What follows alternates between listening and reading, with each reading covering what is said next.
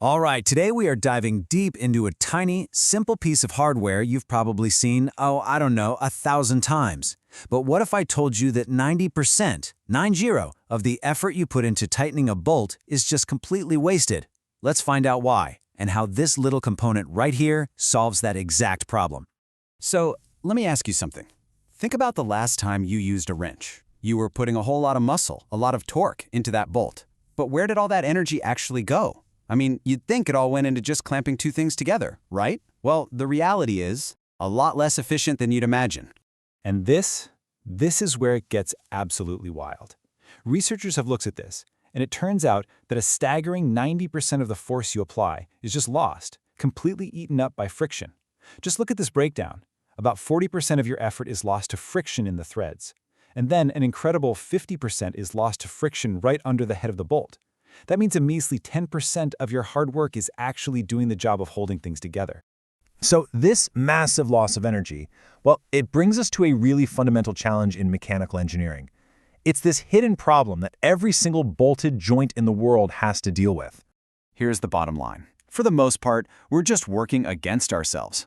The friction that helps a bolt stay tight is also the same friction that devours almost all the energy we use to tighten it in the first place. It's this crazy engineering paradox, and it's exactly what our little hero of the day was designed to solve. Okay, so how do we fix this? Well, enter the humble washer. This small, often totally overlooked metal disc is a surprisingly brilliant piece of engineering. It's designed specifically to manage all these crazy forces and to make our connections safer and, way more effective. So what is a washer, really? I mean, at its core, it's just a thin little plate with a hole in it. But its main job is incredibly important. It takes the massive, concentrated load from the fastener and distributes it across a much wider surface area. And its job description? It's surprisingly long. First off, it distributes pressure so the bolt doesn't dig in and damage the surface. Think of it like a snowshoe. It spreads your weight out so you don't sink into the snow. Same idea here. It also helps stop things from loosening up because of vibration. It can cover up holes that are a little too big. It can even act as a spring, a spacer, or a seal. And this one's really critical. It can prevent something called galvanic corrosion, which is a nasty chemical reaction that happens when you press two different kinds of metal together. The washer acts as a safe little barrier between them. And check this out. This computer simulation shows you exactly what I'm talking about. See that red area? That's the washer. It's taking all that concentrated force from the bolt and just spreading it out nice and evenly, protecting the material underneath. It's such a simple idea, but with a really powerful effect. But here's the thing. Not all washers are created equal. It's definitely not a one-size-fits-all kind of situation. It's much better to think of them as a whole team of specialists, where each one has been designed and engineered for a very, very specific job. So let's compare the two types you're going to see most often. On one hand, you've got your plain washer. This is your generalist, your all-rounder. Its main job is to distribute the load and protect surfaces, which is perfect for stuff that doesn't really shake around a lot. But then you have the pressure washer, or as a lot of people call it, a lock washer. This one's a specialist. It's designed to create a constant elastic force that pushes back against the nut, which makes it way more resistant to loosening from vibrations. Think cars or heavy machinery. And the family of specialists just keeps getting bigger. You've got sealing washers, which usually have a rubber or neoprene ring to create a perfect watertight seal, great for plumbing. Then you have tooth washers, which literally have little teeth that bite into both the bolt and the surface to create this super strong lock against really intense vibrations. And then you've got the heavyweights, like the F436 washer. This is a super tough, hardened steel washer built for the massive forces you find in things like bridges and skyscrapers. Now, for my money, one of the most ingenious designs out there is the Belleville washer. It's not flat, it's actually cone-shaped, and that special shape allows it to act like a very, very powerful, compact spring. This is absolutely perfect for situations with extremely high loads or in equipment where parts expand and contract because of heat. The Belleville washer just absorbs those changes and keeps a constant clamping force the whole time. And do you know what's truly brilliant?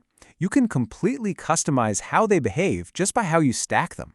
If you stack them in parallel, all nested inside each other like a set of bowls, you dramatically increase the load they can handle. But if you stack them in series, so they're facing opposite directions, you multiply how much they can compress and travel. It's like modular engineering in its simplest, most elegant form. So, okay, we've got all these specialists, all these complex behaviors, but does choosing the right washer, or, even just using a little bit of lubrication, Does that stuff really make a difference out in the real world? Well, let's take a look at the data. Oh yeah, it absolutely does. Take a look at this graph. On the bottom, you have the torque, the twisting force you apply with your wrench. And on the side, you have the clamping force you actually get out of it. See that lower line? That's a dry bolt. Now look at that upper line. That is the exact same bolt, but this time with lubrication. For the same amount of torque, the lubricated bolt gives you so much more clamping force. And why? It's simple. The lubricant cuts down on all that wasteful friction. This next graph is also pretty eye-opening. It shows the performance of the same exact bolt on its very first use versus its 10th use. The top line shows that on the first go, you get a really good amount of clamping force for your effort. But look at that bottom line. By the 10th time you tighten that same bolt, you need way more torque to get the same result. The surfaces have worn down, friction has gone up, and the whole joint is just less efficient. It's the perfect visual for why reusing old fasteners isn't always the best idea. And finally, just to bring it all home, here's a quote from a 2016 study. The research is crystal clear. Even the material the washer is made out of has a direct, measurable impact on how the entire joint performs. Every single tiny detail matters. So what's the big takeaway from all this? For me, it's about appreciating the incredible, mind-blowing engineering that's hidden in plain sight all around us.